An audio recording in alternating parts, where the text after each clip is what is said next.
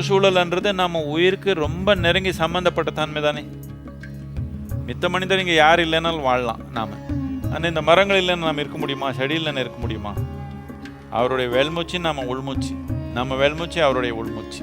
நமக்கு அவருக்கும் ரொம்ப ஆழமான சம்பந்தம் இருக்குது.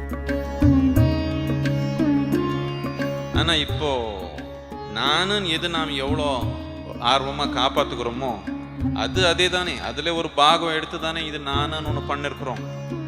இப்போ இதுக்கு இருக்கிற ஆர்வம், இது பற்றி எவ்வளோ நமக்கு ஆர்வம் இருக்குதோ, பற்று இருக்குதோ, அதே பற்று நாம் அதுலேயும் காட்டிட்டான் பூமியில் எந்த பிரச்சனையும் இருக்காது.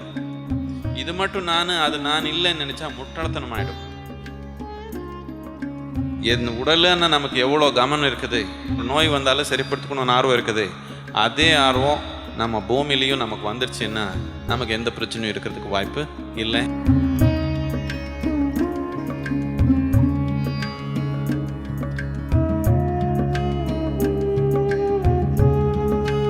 இவ்வளோ ஒரு நெருக்கமான ஒரு சம்பந்தம் நமக்கு இருக்கிறப்போ அது காப்பாற்றக்கணும், நமக்கு இன்னொருத்தர் சொல்ல தேவையில்லை. இந்த காதல் நீங்கள் ஆரம்பிக்கணும் அவர் கூட.